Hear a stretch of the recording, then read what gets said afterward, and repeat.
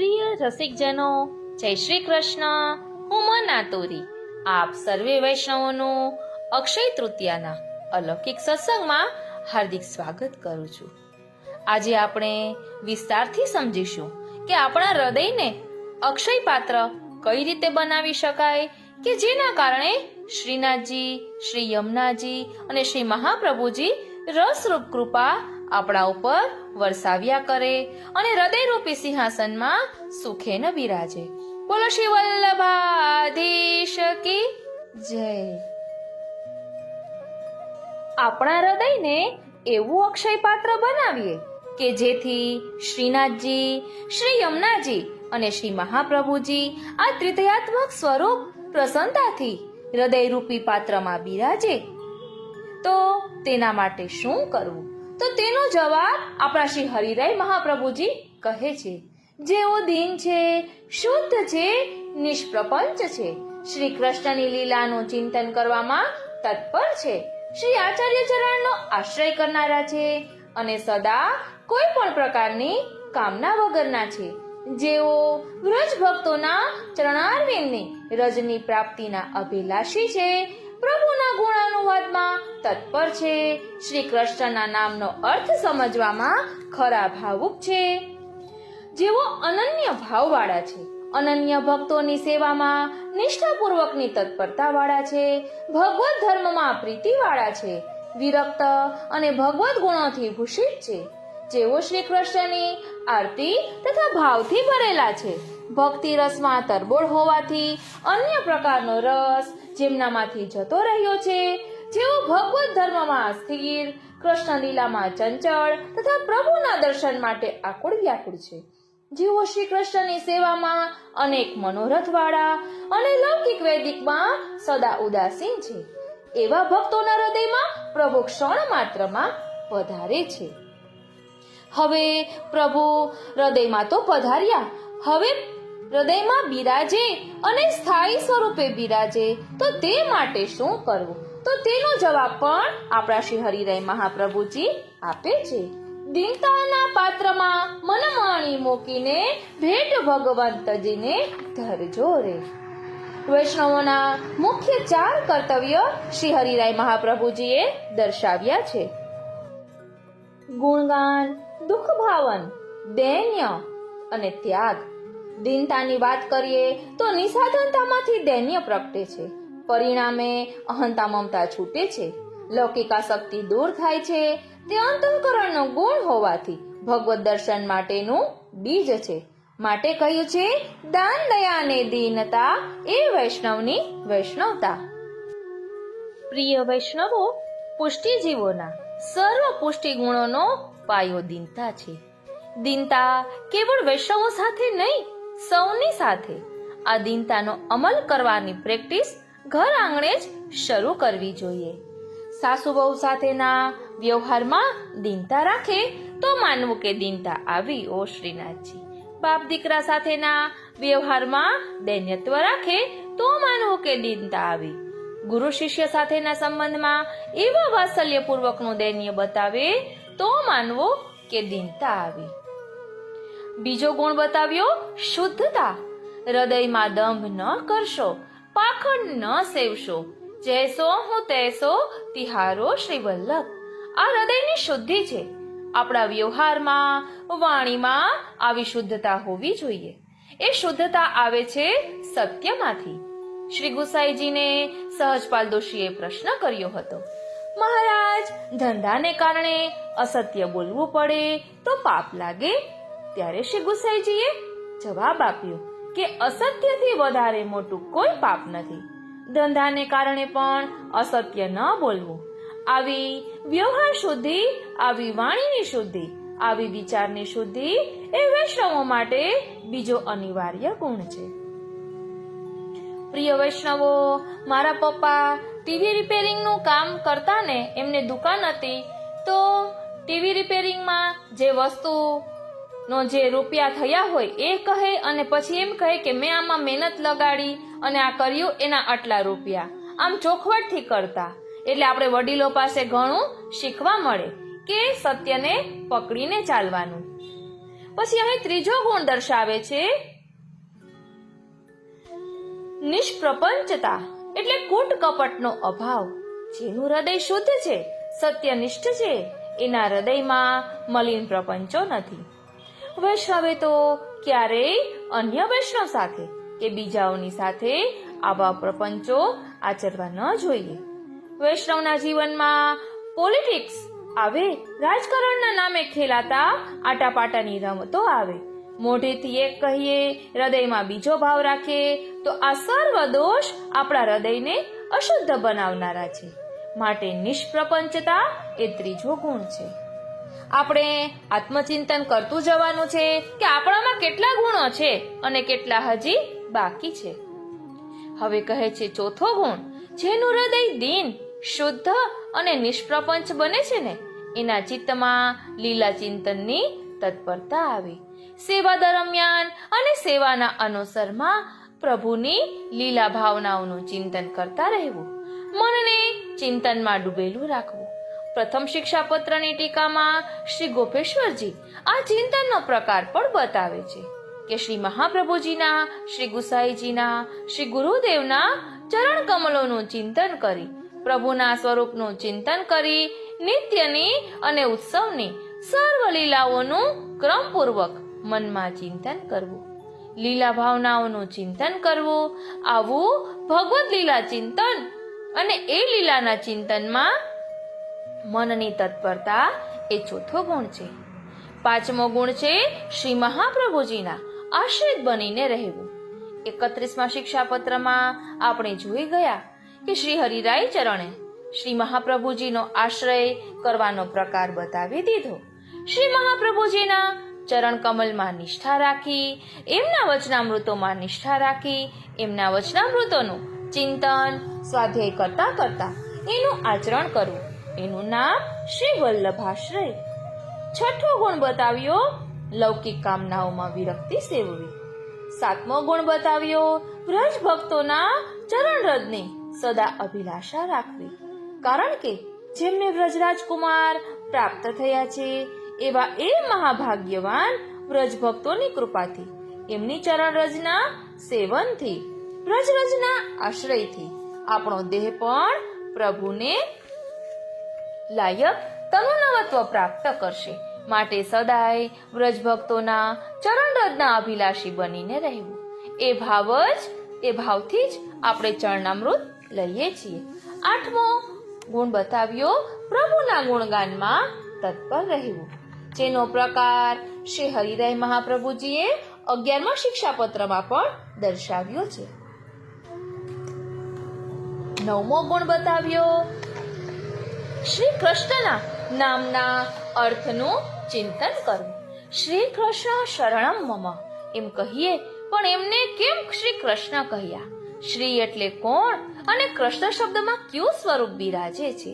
શ્રી એટલે શ્રી સ્વામિનીજી સહિત કૃષ્ણ, અને કૃષ્ણ એટલે જે સર્વ સત્તાધીશ છે, જે પરમાનંદ સ્વરૂપ છે, એ પરબ્રહ્મ પૂર્ણ પુરુષોત્તમ છે, એ શ્રી કૃષ્ણ. એમના નામના અર્થની પણ મનમાં સતત ભાવના કરવી. 10મો ગુણ કહ્યો અનન્ય આશ્રય રાખવો. પ્રભુના જે અનન્ય ભક્તો છે એમની પણ નિષ્ઠાપૂર્વક સેવા કરવી. શ્રી હરિની સેવા કરવી, શ્રી ગુરુદેવ સ્વરૂપ, શ્રી મહાપ્રભુજી અને શ્રી વલ્લભકુલ પરિવારની સેવા કરવી, અને સાથે સાથે એમના કૃપાપાત્ર એવા સર્વ વૈષ્ણવજનની સેવા કરવી. વૈષ્ણવોની સેવાનો આગ્રહ શ્રી હરિરાય ચરણ શિક્ષાપત્રોમાં વારંવાર બતાવે છે. વૈષ્ણવની સેવા કરતા એટલો જ ભાવ વિચારવો કે શ્રી મહાપ્રભુજીના સેવક છે. વાકે મન કી વે જાને, મેરે મન જગદીશ. વૈષ્ણવની સેવા કરતા એમના દોષ તરફ દ્રષ્ટિ ન કરવી. 11મો ગુણ બતાવે છે ભગવત ધર્મમાં પ્રીતિવાળા રહેવું, એટલે સેવા, સત્સંગ, સ્મરણ વગેરેમાં પ્રેમ રાખવો. 12મો ગુણ બતાવ્યો અહંતા મમતામાં વિરક્તિ રાખવી. 13મો ગુણ બતાવ્યો જે કંઈ વૈષ્ણવના ગુણો છે, ભગવત ગુણો છે, એ પૂર્ણ રૂપે આપણા હૃદયમાં આવે એવો પ્રયત્ન કરવો. 14મો ગુણ છે શ્રી કૃષ્ણમાં તાપ ક્લેશની આરતી અને ભાવ રાખવા. 15મો ગુણ છે ભક્તિ રસમાં તરબોળ રહેવું, અને સાથે સાથે 16મો ગુણ છે અન્ય લૌકિક રસમાં વિરક્ત રહેવું. 17મો ગુણ છે સેવા, સ્મરણ, સત્સંગ, કીર્તન આદિ ભગવત ધર્મમાં સ્થિરતા રાખવી. 18મો ગુણ છે મનને સદા કૃષ્ણ લીલામાં ચંચળ રાખવું, મનથી અનેક કૃષ્ણ લીલાઓની ભાવનાઓનું ચિંતન કરવું. 19મો ગુણ છે પ્રભુના દર્શન માટે સદા વ્યાકુળ રહેવું. આપણે દર્શન કરવા જઈએ છીએ પણ તે ટેવને કારણે જઈએ છીએ. હૃદયની વ્યાકુળતાને કારણે પગ દર્શન કરવા માટે દોડતા નથી. જો હૃદયની વ્યાકુળતાને કારણે પગ દોડતા હોત ને તો રસ્તામાં આજુબાજુ શું છે એનું કઈ ભાન ન રહેત. મંદિરમાં ગયા પછી પણ આજુબાજુના વાતાવરણનો ખ્યાલ ન રહે. ક્યારે ભગવત મુખારવિંદની ઝાંખી થાય એના તાપ ક્લેશમાં જ હૃદય તરફ ફળતું હોય, પણ વાસ્તવમાં તો કંઈક વાત જુદી જ હોય છે. નીકળ્યા છીએ લૌકિક કામો લઈને, સામાજિક કામો લઈને, અને એક આડફળ તરીકે રસ્તામાં મંદિર આવે છે એટલે દર્શન કરતા જઈએ છીએ. એમાંય ક્યારેક દર્શન ચૂકી જવાય તો હૃદયમાં વિરહનો ચીરો નથી પડતો. બરફની શીતળતા છે, કંઈ વાંધો નહીં, કાલે જ્યાં સુધી હૃદયમાં આવી વ્યાકુળતા નથી, દર્શન માટેની આરતી નથી, ત્યાં સુધી એ દર્શનમાં દેહ, મન અને સર્વ ઇન્દ્રિયોની પ્રવણતા થતી નથી. માટે તો પેલા ગોપીજનો સવારના પોરમાં નંદાલયમાં દર્શન કરવા દોડ્યા આવ્યા છે. ત્યારે યશોદામાને કહે, આઈ હો ધાય થંભાય સાથકો. શ્રીનાથજી, આઈ હો ધાય થંભાય સાથકો, મૈયા મોહન દેહો જગાય. સાથવાળી સહીપણીઓને થંભાવીને રોકીને એકલી દોડતી આવી છું. જલ્દી જલ્દી મારા શ્યામ સુંદરને શ્રી મદન મોહનલાલના મુખારવિંદના મને દર્શન કરાવી દો. દર્શનની આવી વ્યાકુળતા એ પુષ્ટિજીવ માટે અતિ આવશ્યક ગુણ છે. શ્રી હરિરાય ચરણે આજ્ઞા કરી કે સેવામાં અનેકવિધ મનોરથ કરવા, એ 20મો ગુણ છે. તન અને ધનથી બધા મનોરથ સિદ્ધ કદાચ ન પણ થાય, પરંતુ ધ્યાન આપજો, તન અને ધનથી બધા મનોરથો સિદ્ધ ન પણ થાય, પરંતુ મનથી મનોરથ કરવામાં તો ક્યારેય કંજુસાઈ ન કરવી. 252 ભગવદીઓ પૈકીના પેલા ભગવદીઓનું દિવ્ય ચરિત્ર યાદ કરીએ. આ ઉષ્ણકાલના દિવસોમાં મનોરથ છે કે મારા પ્રભુને આ સખત ગરમીમાં શીતળતા અંગીકાર કરાવવા હું ઉત્તમમાં ઉત્તમ ગુલાબ જળ ધરું. પણ જે ચપટી માંગી લાવીને જીવન નિર્વાહ કરે એ વિરક્તની ઝૂંપડીમાં ગુલાબ જળ ક્યાંથી હોય? અનાયાસ એક દિવસ એક ગુલાબનું ફૂલ પ્રાપ્ત થયું. માટીનું કોરું પાત્ર ભર્યું, એમાં શીતળ જળ ભર્યું, એમાં ગુલાબનું ફૂલ ધરીને મનોરથ કર્યો. શ્રી મહાપ્રભુજીની, શ્રી ગુસાઈજીની કાનીથી ગુલાબ જળ માનીને પ્રભુ મનોરથ કર્યો. ગુલાબ જળ માનીને પ્રભુ આપા અંગીકાર કરજો. જતીપુરામાં ઉત્થાપનના સમયે શ્રી ગોવર્ધનધર શ્રી ગુસાઈજીને આજ્ઞા કરે છે કે દક્ષિણમાં તમારા એક વૈષ્ણવ જે ગુલાબ જળ આજે મને અંગીકાર કરાવ્યું છે ને, એ અહીં પણ મને કદી અંગીકાર થયું નથી. ઓ શ્રીનાથજી, મનોરથમાં પ્રભુએ આપેલું તન, મન અને ધન જોડવાનું છે, પણ એનો અર્થ એવો નથી કે તન, મન અને ધન અશક્ત છે તો મનોરથ ન થાય. એ તો મનનો રથ છે. રથયાત્રાના દિવસે પ્રભુને બિરાજવા કદાચ ઘરમાં રથ નથી, પણ આપણા હાથ રૂપી, હથેળી રૂપી રથમાં પ્રભુને પધરાવીને પ્રભુને ખીલાવાય છે. પેલા વિરક્ત વૈષ્ણવ પાસે વ્રજમાં ડોલ બાંધવાની સામગ્રી નહોતી, તો હાથમાં ડોલ ઝુલાવ્યા ને. માટે એક બે મનોરથ નહીં, નિત્ય નૂતન મનોરથો સદા સર્વદા કરતા રહેવું. પ્રભુ કૃપાથી એમાંના જે મનોરથો પ્રત્યક્ષ રૂપે સિદ્ધ થાય છે એ પણ પ્રસન્નતાથી પ્રભુને અંગીકાર કરાવવા. વાલા વૈષ્ણવો, એટલે જ આપણે મનથી અલગ અલગ પ્રકારે સત્સંગ કરીએ છીએ, કે જેમ કે આપણે યમુનાજીના ઉત્સવમાં કર્યું હતું કે યમુનાજી પધાર્યા મારે ઘેર રે. યમુનાજીની હવેલીએ બધા વૈષ્ણવો દર્શન કરવા ગયા છે, સત્સંગ થઈ રહ્યો છે, અને બધા વલ્લભકુલના બાળકો મહાપ્રભુજી રૂપ બદલીને પધાર્યા છે. આવો સત્સંગ આપણે કર્યો હતો. એટલે આમ ભલે ન કરી શકીએ ભૌતિક રીતે, પરંતુ આ રીતે મનથી તો કરી શકાય. એટલે કહે છે કે નિત્ય નૂતન મનોરથો સદા સર્વદા કરતા રહેવું. પ્રભુ કૃપાથી એમાંના જે મનોરથો પ્રત્યક્ષ રૂપે સિદ્ધ થાય છે એ પણ પ્રસન્નતાથી પ્રભુને અંગીકાર કરાવવા. છેલ્લો ગુણ બતાવ્યો. આ બધું કરવાનો અર્થ એવો ન કરશો કે તમારે તમારો ગૃહસ્થાશ્રમ છોડી દેવો. ધ્યાન આપજો, આ બધું કરવાનો એવો અર્થ ન કરશો કે તમારે તમારો ગૃહસ્થાશ્રમ છોડી દેવો. એનો અર્થ એવો પણ ન કરશો કે તમારો ગૃહસ્થાશ્રમ બગાડી દેવો. એનો અર્થ એવો પણ ન કરશો કે ગૃહસ્થાશ્રમમાં કલેશ કરવો. જે સ્થિતિમાં પ્રભુ તમને ગૃહસ્થાશ્રમમાં રાખે તે સ્થિતિમાં ઉદાસીન બનીને રહેવું. લૌકિક વૈદિક કાર્યોમાં કાપટ્ય ભાવ રાખવો એ પુષ્ટિજીવનો 22મો ગુણ છે. લૌકિક વૈદિક સર્વ કાર્યો પણ પ્રભુના સુખના વિચારથી કરવા શ્રી હરિરાય ચરણ આજ્ઞા કરે છે કે જો એમ નહીં કરીએ તો સમાજમાં આપણી અપકીર્તિ થશે અને અપકીર્તિની વ્યથા આપણું મન સહન નહીં કરી શકે તો આપણા ભગવત ધર્મોમાં હાનિ પહોંચશે.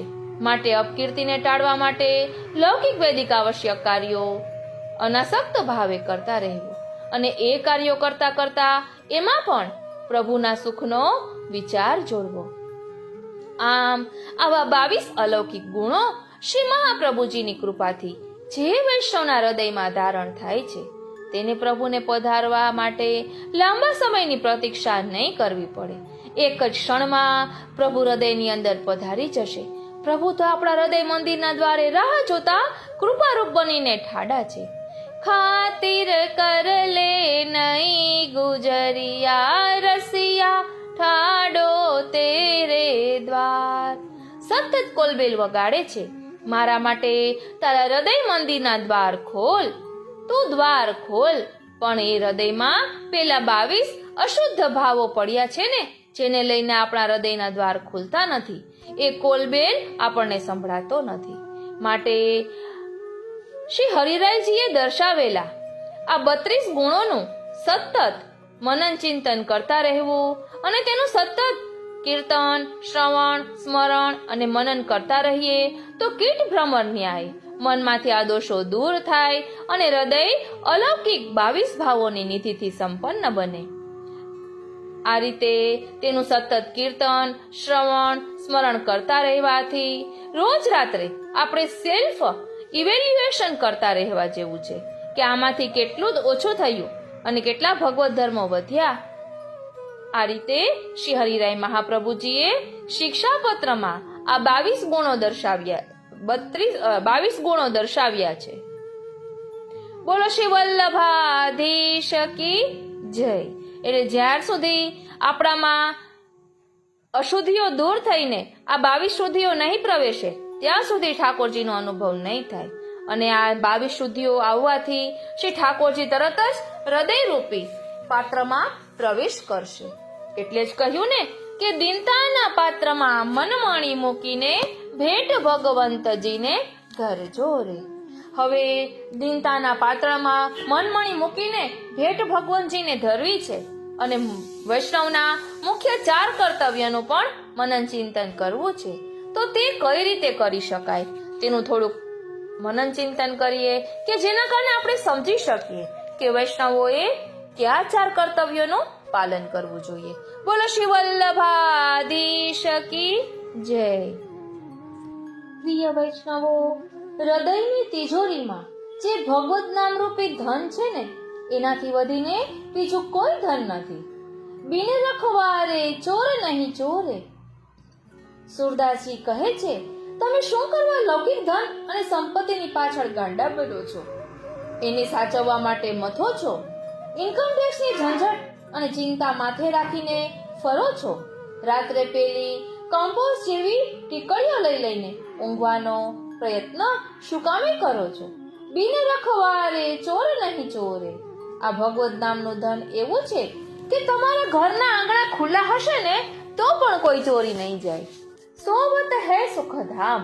એટલે પ્રભુનું નામ લેનાર હંમેશા બહુ મસ્તીથી ઊંઘી જાય છે. અત્યાર સુધી શું થતું હતું? આપણે આપણી જીભથી ભગવત નામ લેવાય એટલું લેતા હતા. આપણા ઘરની આ એક પ્રણાલિકા હતી, એક પરિપાટી હતી ખાસ કરીને આપણા માતા, આપણા બહેન, આપણા ઘરનો સ્ત્રીવર્ગ સૌ સવારે ઉઠે ત્યારથી મોટેથી ધોળપદ ગાવા માંડે. તે સાંભળીને સૌ જાગે અને સૌના કાનમાં એ પડ્યા કરે. રાત્રે સૂઈ જતા પહેલા પણ એ ધોળપદ ને કીર્તન ગવાય અને પછી સૌ સૂઈ જાય. પણ હવે આપણે ગાવાનું સોંપ્યું પેલા ટેપ રેકોર્ડરને કે તું ગાયા કર અને અમે સાંભળવાનો દેખાવ કરીશું. અમારા પાડોશીઓ જાણશે કે આ એક પરમ ભક્તનું ઘર છે જ્યાં ભગવાનના ગુણગાન ગવાય છે. પણ અમે તો લૌકિક વાતોમાં રચ્યા પચ્યા રહેવું છે, ત્યાં સુધી રહીશું. એટલે આજે જો ઉત્તમમાં ઉત્તમ કોઈ ભગવત ગુણગાન કરનાર હોય ને તો તે ટેપ રેકોર્ડર છે, માણસ નથી. સુરદાસજી કહે છે કે દિન દિન બઢત સવાયો દૂનો ઘટત નહીં કછુ દામ. એટલે ભગવત નામ લેવાની જેટલી ટેવ પાડીશું ને એટલી દિવસે ને દિવસે વધતી જશે, કશું ઘટવાનું નથી.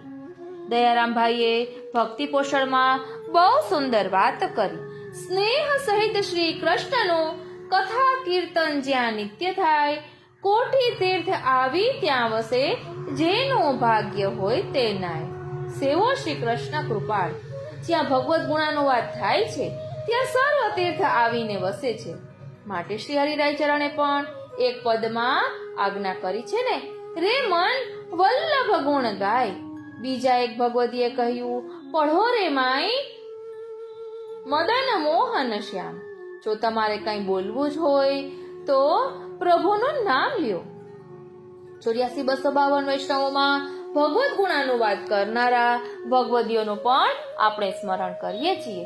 કેવા કેવા ભગવદીઓએ કેવી કેવી રીતે ભગવત ગુણાનુવાદ ગાયા. આપણે તો એવી ફરિયાદ કરીએ છીએ કે શારીરિક રીતે તકલીફ છે એટલે પ્રભુનું નામ યાદ આવતું નથી, માનસિક રીતે વ્યગ્રતા છે એટલે પ્રભુનું નામ યાદ આવતું નથી, દુનિયાદારી ઝંઝટો બહુ છે એટલે પ્રભુનું નામ યાદ આવતું નથી.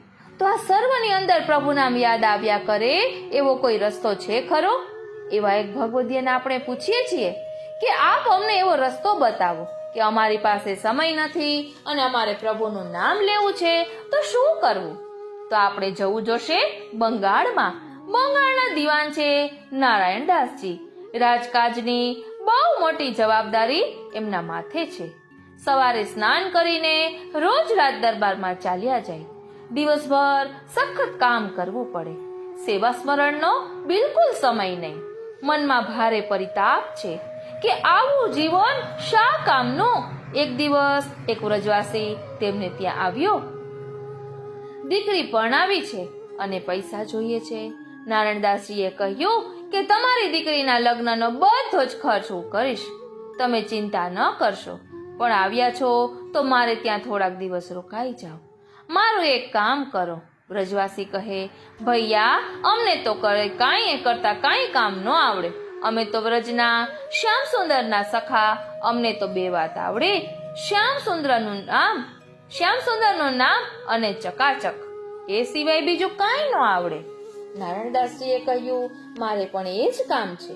તમારે મારી સાથે રાજ દરબારમાં આવવાનું, મારી સાથે બેસવાનું, દર 5 મિનિટે મને પૂછવાનું, ભૈયા ગોકુલ કબ ચલેંગે? શ્રીનાથજી, હું જવાબ આપું તોય પૂછવાનું અને જવાબ ન આપું ને તોય પૂછવાનું. હું ગુસ્સે થાઉં તોય પૂછવાનું, હું આંખો મીચીને બેઠેલો હોય તોય પૂછવાનું. વ્રજવાસી કહે, ભલે, મારે ગોકુળ જવું છે એટલે પૂછીશ. એટલે વ્રજવાસી કહે, ભૈયા ગોકુલ કબ ચલેંગે? તો ખૂબ કામમાં ડૂબેલા નારાયણદાસજી સહેજ ઊંચું જુએ, આંખો મીચે, શ્રીમદ ગોકુળનું સ્મરણ કરી લે. મનથી ઠકરાણી ઘાટ ઉપર દોડી જાય, મહારાણી માને દંડવત પ્રણામ કરીને પાન કરી લે. શ્રી ગુસાઈજીને દંડવત પ્રણામ કરે અને એટલામાં તો ચપટી વગાડતા વગાડતા કહે, હા હા ગોકુલ ચલેંગે. જાણે અડધા ઊભા થઈ ગયા ગોકુળ જવા માટે. પેલા વ્રજવાસીને એમ થઈ જાય કે તેઓ જતા રહેશે અને હું રહી જઈશ તો પાછા બીજી મિનિટે તો શ્રી નારાયણદાસજી એમના કામમાં ડૂબી જાય. વર્ષો સુધી આવું ચાલ્યું. આપણામાં કહેવત છે ને કે મન હોય તો માળવે જવાય. ભગવત ગુણગાન કરવા છે તો રસ્તો જરૂર મળશે. બીજા એક ભગવતીનું સ્મરણ કરીએ કે શરીરને એટલી બધી તકલીફ હોય, જિંદગીમાં કોઈનો સહારો ન હોય, ત્યારે હે ભગવદીય તમે શું કરતા હો શ્રીનાથજી? રડતા હતા કે હસતા હતા? આવો કિશોરીબાઈને પૂછીએ. 15 વર્ષની ઉંમર છે, ઘરમાં એકલા છે, બાળ વિધવા છે, શીતળાના રોગમાં ફસાઈ ગયા છે, આખા શરીરે ફોલા ફૂટી નીકળ્યા છે, લોહી ચાલ્યું જાય છે, નેત્રોનું તેજ ચાલ્યું ગયું છે, યાદ શક્તિ ચાલી ગઈ છે, ઉઠી શકતા નથી. જેમને આખું યમનાષ્ટક મુખે હતું તેમને આજે 2 જ પંક્તિઓ યાદ આવે છે. એમની બહેન જે રાંધીને જમાડતી નથી તે બહેન હવે આવી શકતી નથી, જે જમાડતી હતી તે હવે આવી શકતી નથી. એ કિશોરીબાઈ પોતાની આ સ્થિતિની નથી ફરિયાદ કરતા કે નથી આંખમાંથી આંસુ પાડતા. કેવળ ને કેવળ યમનાષ્ટકની એક જ પંક્તિનું રટણ ચાલ્યા કરે છે. એક દિવસ શ્રી યમુનાજી પધારે છે, લૌકિક સ્વરૂપ ધારણ કરીને પધાર્યા છે. આજ્ઞા કરે છે કે કિશોરી તું ચિંતા ન કરીશ, હું તારી સેવા કરવા આવી છું. કિશોરી કહે તમે કોણ છો? તેઓ કહે છે કે હું તારી માસી છું. કિશોરી પૂછે છે કોણ માસી? મારે તો કોઈ માસી નથી. તો કિશોરીબાઈ વિનંતી કરી કહે છે કે આપ જે કોઈ હોય તે આપનું જેટલું રહેવું હોય એટલું રહો, પણ મારે શ્રી યમનાષ્ટકનું સ્મરણ ન ચૂકાય એટલું કરજો. એ કિશોરીબાઈએ જીવનમાં ચરિતાર્થ કરી બતાવ્યું કે ગુણગાને સુખ વાપતી. એ આજ્ઞા કિશોરીબાઈએ અનુભવી. ગુણગાનમાં જે સુખ છે ને એ સુખ બીજા કશામાં નથી. માટે શ્રી હરિરાય ચરણે આપણને આજ્ઞા કરી કે ગુણગાનમ ભાગવતાત, એટલે શ્રીમદ ભાગવતજી જેવા ગ્રંથો દ્વારા ભગવદ લીલાનું સ્મરણ કરતા કરતા એ લીલાનું ગુણગાન કરવું. આ બીજું કર્તવ્ય બતાવે છે દુઃખ ભાવનમ સેવયા, સેવા દ્વારા દુઃખ ભાવન કરવું. આ દુઃખ શબ્દ સમજવા જેવો છે હો. જો બરાબર નહીં સમજાય ને તો એનાથી ભારે અનર્થ થઈ જશે. લૌકિક દુઃખની અહીં કોઈ વાત નથી. આપણે સેવા કરીએ છીએ, કોઈક આપણને પૂછે કે તમે સેવા કરો છો એટલે છાતી ફૂલાવીને કહીએ છીએ હા હા અમે સેવા કરીએ છીએ.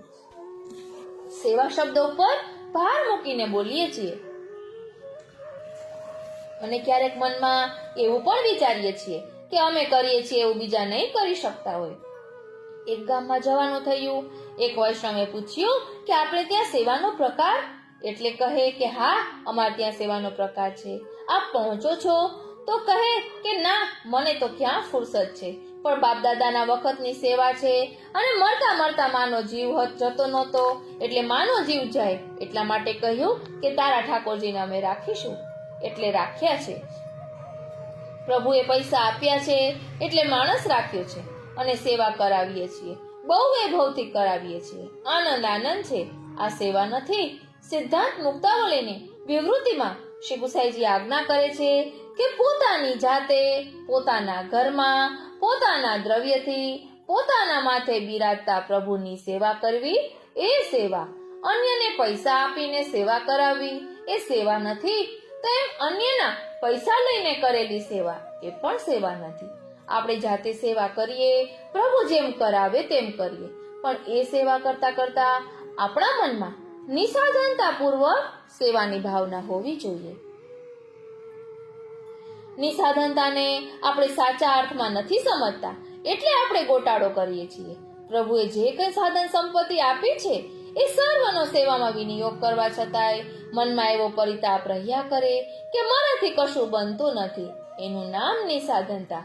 મારાથી ઘણું બને છે એમ માનવું એ અહંકાર અને અભિમાન.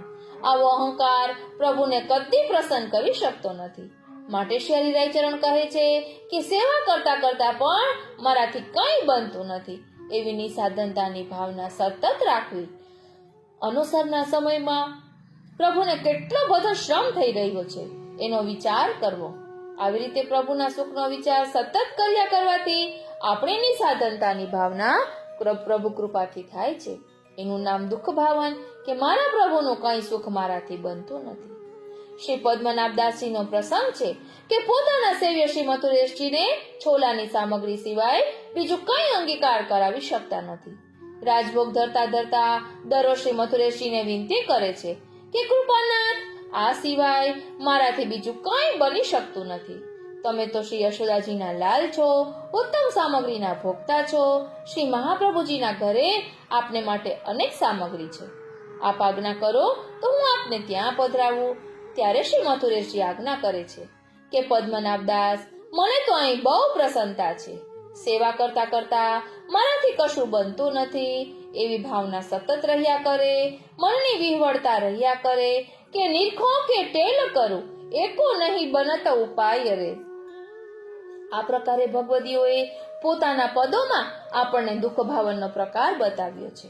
પ્રભુના સુખનો વિચાર કરતા શ્રી પરમાનંદદાસજી ગાય છે, ऐसी धूपन में पिय जाने ना दूंगी ओ श्रीनाथजी, ऐसी धूपन में पिय जाने ना दूंगी, विनती करी कर जोर पिया के हाँ हाँ खात तेरे पैया परूंगी, तुम तो कहावत फूल गुलाब से संग के सखा ग्वालन गारी दूंगी, परमानंद दास को ठाकुर कर में मुरलिया अचक हरूंगी.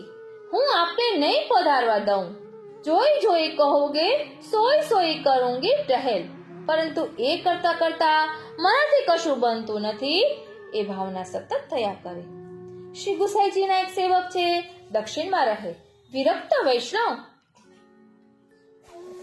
કોરી ભિક્ષા માગી લાવે અને એની સામગ્રી કરી પ્રભુને ભોગ ધરે. નાનકડી ઘાસની ઝૂંપડીમાં પ્રભુ બિરાજે. દક્ષિણની ગરમી એટલે તો માથું ફાડી નાખે. આવા ઉષ્ણકાળમાં પ્રભુને કોઈ શીતળ સામગ્રી અંગીકાર થતી નથી. એનો તો ભારે ક્લેશ છે. એક દિવસ ભિક્ષા માંગીને આવી રહ્યા છે. રસ્તામાં એક છોડની કડે ડાળી નમેલી અને એ ડાળી ઉપર એક ગુલાબનું ફૂલ હતું. વાડીના માલકને પૂછીને એ ફૂલ લઈ આવ્યા. આજે પ્રભુને શીતળ ઉપચાર અંગીકાર થશે એવા આનંદ સાથે ઘેર આવ્યા છે. એક કોરા માટીના પાત્રમાં શીતળ જળ ધરીને એમાં પેલું પુષ્પ પધરાવી ગુલાબ જળની ભાવના કરીને પ્રભુની સન્મુખ ધર્યું. પણ આંખમાંથી આંસુ ચાલ્યા જાય છે કે હે પ્રભુ, શ્રી ગુસાઈજીને ત્યાં તો તમને ઉત્તમમાં ઉત્તમ ગુલાબ જળ અંગીકાર થાય, ચંદન અંગીકાર થાય, શીતળ સામગ્રી અંગીકાર થાય, પણ મારે ત્યાં તો કશું નથી. છતાંય એમની કાનેથી આપ મારી ઝૂંપડીમાં બિરાજ્યા છો અને આ પરિશ્રમ લઈ રહ્યા છો, આવી દુઃખની ભાવના કરી રહ્યા છે. જતીપુરામાં શ્રીજી બાવા શ્રી ગુસાઈજીને જણાવે છે, કાકાજી, દક્ષિણ આપના એક સેવકે આજે મને જેવો ઉત્તમમાં ઉત્તમ ગુલાબજળ અંગીકાર કરાવ્યો ને એવું આપણે ત્યાં પણ મેં જોયું નથી. શ્રી ગુસાઈજી બહુ પ્રસન્ન થયા. પત્ર લખીને પૂછાવ્યું કે વૈષ્ણવરાજ, તમે ગુલાબજળ કેવી રીતે બનાવ્યું એ તો કહો. શ્રી હરિરાય ચરણ ભાવ પ્રકાશમાં કહે છે, આજ્ઞા કરે છે કે આ ગુલાબજળ કેવી રીતે બન્યું. હૃદયમાં પ્રભુના સુખ માટેનો તાપ અને અગ્નિ છે. પાત્રમાં જળ અને પુષ્પ છે. પ્રભુએ એને ગુલાબજળ માની લીધું છે, પણ એનાથી પેલા વૈષ્ણવના મનને શાંતિ થતી નથી.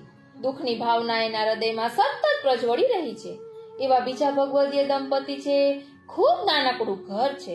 પ્રભુ એમાં બિરાજે છે. પતિ પત્ની વિચાર કરે છે કે જે ખંડમાં પ્રભુ પોઢ્યા હોય ત્યાં આપણાથી સુવાય નહીં. ઘરમાં બીજો ખંડ નથી એટલે ઘર બહાર આકાશ નીચે ખુલ્લામાં સૂઈ રહે છે. મુશળધાર વરસાદ પડે છે.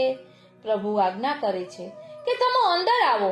વૈષ્ણવ કહે, ના કૃપાનાથ. એ વૈષ્ણવના મનમાં એક જ દુઃખ છે કે અમારા ઘરમાં પ્રભુને કેટલો બધો પરિશ્રમ છે.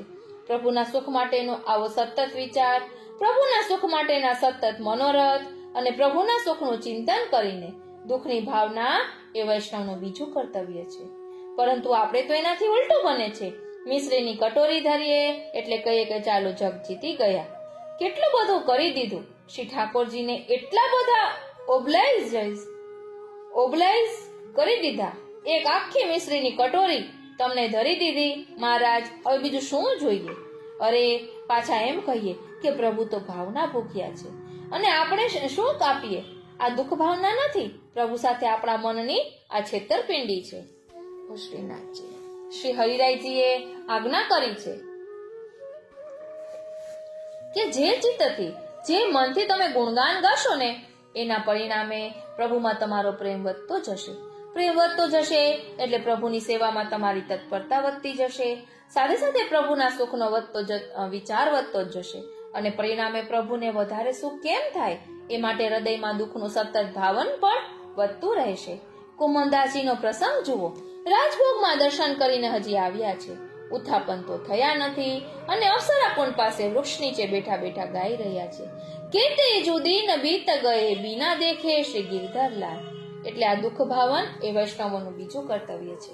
દુઃખ ભાવન દ્વારા શ્રી હરિચરણ આપણને આજ્ઞા કરે છે કે એમાંથી દીનતા પ્રગટ થશે. આ નિસાધનતામાંથી દૈન્ય પ્રગટશે. દૈન્ય પ્રકટ થતા અહંતા મમતા છૂટી જશે. શરીરના પદાર્થોમાંથી આસક્તિ ઘટતી જશે. માટે દયારામભાઈએ ગાયું, કરવા પ્રસન્ન ચાહે પ્રભુને તો અભિમાન અળગું રાખ. આમ દૈન્ય પ્રકટ થવાથી આપણે એવો વિચાર કરીશું કે આ બધું મારા પ્રયાસોથી બનતું નથી, પણ ભગવત કૃપાથી બને છે. દીનતા એ ભગવત દર્શનનો બીજ છે. શ્રી મહાપ્રભુજી શ્રી સુબોધિનીજીમાં આજ્ઞા કરે છે કે હૃદયમાં દીનતા પ્રકટ થાય ત્યારે માનવું કે હવે ભગવત દર્શન માટેનું બીજ રોપાયું છે. દીનતા એ અંતઃકરણનો ગુણ છે. દીનતા વૈષ્ણવમાં હંમેશા હોવી જોઈએ. પણ યાદ રાખજો કે દીનતા એટલે હિંમતા નહીં હો, કે હું ગરીબડો છું, હું લાચાર છું, હું બાપડો છું, હું બિચારો છું, એમ નહીં. શ્રી મહાપ્રભુજી કહે છે, ના, તું ગરીબડો નથી, બાપડો, બિચારો કે લાચાર પણ નથી, કેમ કે તું તો મારો સેવક છે, તું સિંહનો દીકરો છે. પરંતુ ભગવત સેવા અને સ્મરણમાં આપણા દોષોનો વિચાર કરીને પ્રભુના બનીને રહેવું, માટે અહંતા મમતાનો ત્યાગ કરવો એ દીનતા છે. અહંતા મમતાનો ત્યાગ કરવો એ દીનતા છે. દીનતા એ વૈષ્ણવનું ત્રીજું કર્તવ્ય છે. દૈન્ય ભાવ વદ દૈન્યમ. ચોથું કર્તવ્ય છે ત્યાગ. ત્યાગ વિરહ ભાવતઃ એટલે વિરહતા પ્રકટ થાય, એમાંથી વિપ્રયોગ પ્રકટ થાય અને એમાંથી પછી તાપ પ્રકટ થાય. તાપ અને વિપ્રયોગનું સ્વરૂપ શું છે એ ખૂબ જ સમજવું જરૂરી છે. એટલે અહીં મુખ્ય દીનતાની વાત કરી છે. એટલે દયારામભાઈ કહ્યું છે, દીનતાના પાત્રમાં મન મળી મૂકીને ભેટ ભગવંતજીને ધરજો જીરે.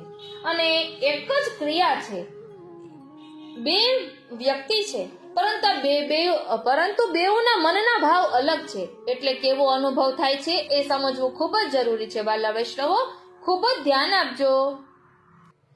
બે મિત્રો હતા. ઉનાળાના બપોરે કામ પ્રસંગે બહાર નીકળેલા. બહારનું જળ ન લે. રસ્તામાં એક સંબંધીનું ઘર આવ્યું. જળ પીવા માટે એમના ઘરે ગયા. જળ માંગ્યું અને વૈષ્ણવે તેમને જલ આપ્યું. અડધી અડધી લોટી જલ આ બંનેને આપ્યું. એક ભાઈ મનમાં બડબડાટ કરવા લાગ્યા કે જલના પૈસા બેસે છે, આવી કંજુસાઈ, લોટી ભરીને જલ આપવામાં એમને મુશ્કેલી પડે છે, એમ બડબડાટ કરતા કરતા જળ પીધું. એમની તરસ ન છીપી. બીજા વૈષ્ણવ જોડે હતા તે મનમાં વિચાર કરે છે કે આ વૈષ્ણવે મારા માટે કેટલો બધો શ્રમ લીધો, કેટલા પ્રેમથી શ્રી ઠાકોરજીને ધરેલી અડધી લોટી પ્રસાદી જલ મને આપ્યું. કેવું સુંદર શીતળ જલ છે. ચાલો, આનંદ થઈ ગયો. આટલું જળ તો મળ્યું. અડધી લોટી જળ પીધું અને એની તરસ છીપાઈ ગઈ. આવું કેમ બન્યું? માણસ જો મનમાં સંતોષ કેળવે, સાધનો અને પદાર્થોની અપેક્ષાઓ ઘટાડતો જાય તો ધીમે ધીમે એના મનનું વલણ ત્યાગ તરફ જતું થશે. એની લૌકિકમાંથી આસક્તિ છૂટતી જશે અને લૌકિક વળગણ ઓછા થઈ જશે. એટલે આપણું ચિત્ત ક્યાં છે તે આપણે વિચારવાનું છે. મનની કેટલી અસર આપણા ઉપર પડે છે તે અહીં આપણે સમજી શકીએ છીએ. માટે દીનતાના પરિણામે વિરહતા પ્રકટ થાય છે અને સાધનની અપેક્ષા અને આસક્તિ નિર્મૂળ થાય છે. દેહ સંબંધી પદાર્થોનો આપોઆપ ત્યાગ થાય છે અને વ્યવસ્થન અવસ્થા સિદ્ધ થતા વિપ્રયોગ ધર્મી સ્વરૂપનો આંતર અનુભવ થાય છે. તે માટે શ્રી મહાપ્રભુજીએ બે ખાસ વાત દર્શાવી છે. શ્રી હરિરાયજીએ બે ખાસ બાબતો દર્શાવી છે કે શ્રી મહાપ્રભુજીનો દ્રઢ આશ્રય અને સતત સત્સંગ. અહીં સતત સત્સંગની વાત કરી છે. એક દિવસ સત્સંગ અને એક દિવસ નહીં, એવી રીતે નહીં. એટલે આપણે પણ આ બાબતે આત્મચિંતન કરવાનું છે. આ રીતે આજનો આ સત્સંગ શ્રીનાથજી, શ્રી યમુનાજી, શ્રી મહાપ્રભુજીના ચરણારવિંદમાં સમર્પિત કરું છું અને એ જ વિનંતી ધરું છું કે અહીં દર્શાવેલા ભાવને અમે અમારા આત્મપટલ પર ધારણ કરી શકીએ એવી કૃપા કરો. જય શ્રી કૃષ્ણ.